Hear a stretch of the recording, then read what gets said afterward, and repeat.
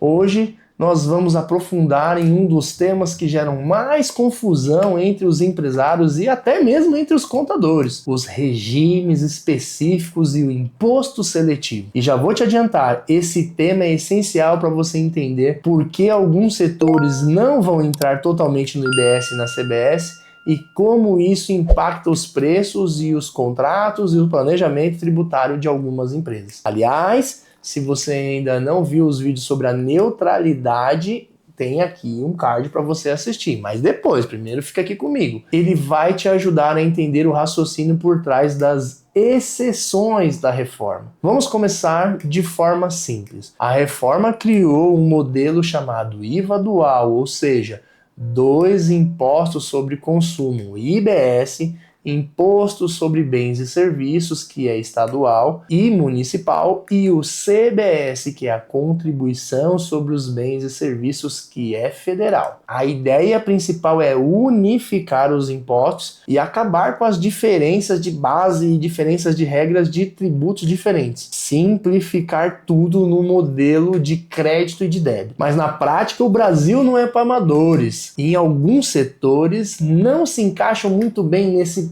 modelo padrão. Por exemplo, vamos falar de algumas atividades aqui: combustíveis, energia elétrica, planos de saúde, transportes coletivos e telecom, por exemplo. Esses setores têm cadeias curtas, tributação concentrada e impacto direto nos preços do mercado e no custo de vida da população. Por isso, eles vão ter regras específicas, chamadas de regimes diferenciados. Então, o que é um regime específico? É um conjunto de regras próprias fora da estrutura padrão do débito e crédito. Enquanto a maioria das empresas vai operar com o IBS e o CBS normalmente, emitindo com notas os destaques, gerando os créditos e compensando nos débitos, os setores com regime específico terão formas diferentes de recolhimento e tratamento diferenciado do crédito. Por exemplo, vamos falar aqui do setor de combustíveis e lubrificantes. Esse setor vai continuar sendo tributado na forma monofásica, ou seja, o imposto é cobrado uma única vez lá na refinaria e depois não há incidência nas etapas seguintes. Assim, o imposto já chega embutido no preço final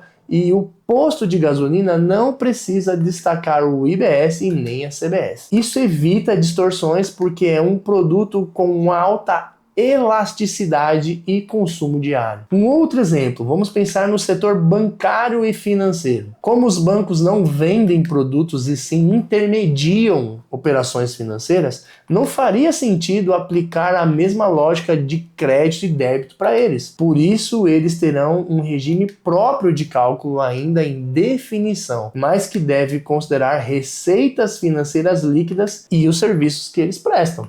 Ou seja, os bancos e as instituições financeiras vão continuar recolhendo contribuição sobre a base de receita, mas fora do modelo tradicional do IVA. O mesmo vale para planos de saúde e seguros. Esses setores também terão tratamento especial. Só que aqui eu estou falando das seguradoras, eu estou falando das operadoras de saúde e não exatamente dos corretores de seguros, porque eles lidam com riscos e indenizações que não geram circulação de bens e nem serviços clássicos. A tributação deve incidir sobre a receita da operação e não sobre o valor integral das coberturas. Agora, um ponto importante: os regimes específicos não são um privilégio. Eles existem para preservar a neutralidade e evitar distorções de preço em setores estratégicos. Se esses setores fossem tributados pelo modelo padrão, o impacto do custo final seria gigantesco. Imagine o preço da gasolina ou da conta de luz se fosse aplicado 28% de IBS e de CBS. Por isso que a lei permite calibragens, reduções e formatos diferentes de recolhimento. E é justamente aqui que entra o tal do imposto seletivo, ou mesmo chamado de imposto de pecado. Muita gente está confundindo imposto seletivo com um novo produto, mas ele não substitui o IPI e não incide sobre tudo. O imposto seletivo é um imposto imposto adicional de caráter regulatório, criado para desestimular o consumo desses produtos ou atividades que causem danos à saúde ou ao meio ambiente. O texto constitucional diz claramente: o imposto seletivo incidirá sobre produção, comercialização ou importação de bens e serviços prejudiciais à saúde ou ao meio ambiente. Na prática, isso significa que cigarros, bebidas alcoólicas, refrigerantes, combustíveis fósseis, armas e munições, ou seja, esses produtos o governo quer desincentivar o consumo, por isso ele está sendo mais duro. E o mais importante, o imposto seletivo não gera crédito de IBS e CBS. Isso quer dizer que ele incide isoladamente e o valor pago não pode ser compensado com os outros tributos. É um custo direto. Vamos a um exemplo prático para você entender bem direitinho isso aí. Imagine uma indústria de bebidas. Ela vai pagar o IBS e o CBS normalmente sobre a sua produção e sobre a sua venda. Até aqui ok, certo? Mas além disso, sobre o mesmo produto, o governo pode cobrar o imposto seletivo de mais 10 ou mais 15%, dependendo da classificação de dano que ela vai ter. Esse valor vai direto para os cofres públicos e não entra na conta dos créditos, ou seja, é um imposto puramente regulatório. E o mesmo vale para o setor automotivo e de combustíveis fósseis. O governo pode usar o imposto seletivo para incentivar a transição energética, cobrando mais sobre gasolina e menos sobre energia limpa, por exemplo. Agora, um ponto importante que o empresário precisa entender: o imposto seletivo é federal, mas o valor arrecadado pode ser partilhado entre os estados e os municípios. E diferente do IBS e da CBS, que são automáticos, o imposto seletivo vai depender da lei específica e regulamentos setoriais, ou seja,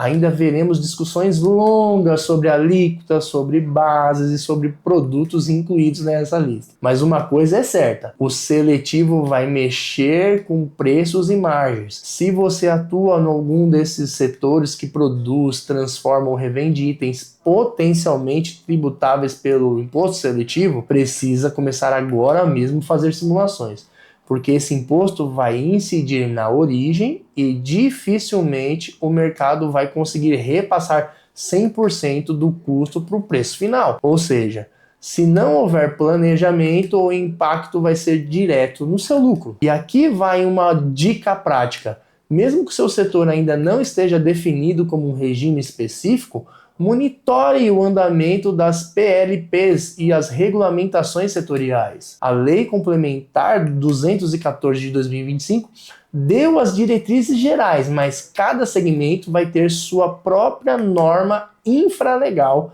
com detalhes operacionais. Ficar por dentro dessas definições é essencial para evitar esse tipo de surpresa. Agora nós vamos resumir de forma bem didática aqui. O regime específico é quando o governo cria uma regra diferenciada de cálculo e de recolhimento para setores estratégicos como combustíveis, energias, bancos e seguros. O regime monofásico, o imposto é cobrado uma única vez na cadeia, geralmente lá na produção ou na importação, e não se repete nas etapas seguintes. O imposto seletivo é um tributo adicional, com uma finalidade regulatória, poderíamos dizer até punitiva, aplicado sobre os produtos que prejudicam a saúde ou o meio ambiente. Esses três instrumentos fazem parte da engrenagem da reforma para preservar a neutralidade e evitar distorções de preços em produtos ou serviços essenciais. Agora, o que o empresário precisa fazer diante dessa informação? Bom, primeiro, descobrir se o seu setor ou se o seu cliente pode estar dentro de um regime específico. Segundo, mapear como o imposto é calculado na origem e se existe repasse para o preço final. Terceiro, manter os seus sistemas preparados para parametrizações diferentes de tributação, porque um produto pode ter IBS e CBS normais e outros monofásicos dentro da mesma empresa. E principalmente entender que essas mudanças não são opcionais. O governo vai rastrear todas as operações e qualquer divergência será identificada automaticamente. Por isso, o quanto antes o empresário alinhar os seus cadastros e sistemas, mais fácil será a sua adaptação. Nos próximos vídeos, nós falaremos sobre cashback tributário, um mecanismo de devolução que faz parte da política de neutralidade social da reforma. E você vai entender como isso afeta o consumo e a precificação. Então já se inscreve aqui no nosso canal, porque esse é um conteúdo muito importante e que você precisa entender essa nova estrutura. Antes de encerrar, um convite. Se você ainda não faz parte do nosso grupo do WhatsApp de reforma tributária, entra lá agora. Lá nosso time publica atualizações oficiais, respostas rápidas sobre as mudanças de IBS e CBS, e todo dia temos colocado um novo vídeo para você entender devagar, mas com constância. O link está aqui na descrição desse vídeo. Se você quer entender mais sobre os regimes específicos, se eles impactam diretamente o seu negócio ou não, se você está num setor de energia, de combustíveis, numa telecom, por exemplo, fale com o nosso time da UpRoad Contabilidade. Nós já estamos simulando cenários de carga tributária, analisando as margens e mostrando como planejar seus contratos e repasses para evitar prejuízos na sua transição até 2033. Se esse conteúdo foi relevante para você, já curte esse vídeo aqui, já se inscreve no canal e compartilhe com outros empresários que precisam saber muito dessa informação. E já deixa aqui nos comentários de qual setor você é e qual é o maior desafio que você vai enfrentar nessa reforma tributária. Nos vemos no próximo vídeo, onde nós vamos explicar detalhadamente o sistema de cashback e devolução de tributos que vai mudar toda a forma de consumo no Brasil. Um grande abraço, até o próximo vídeo.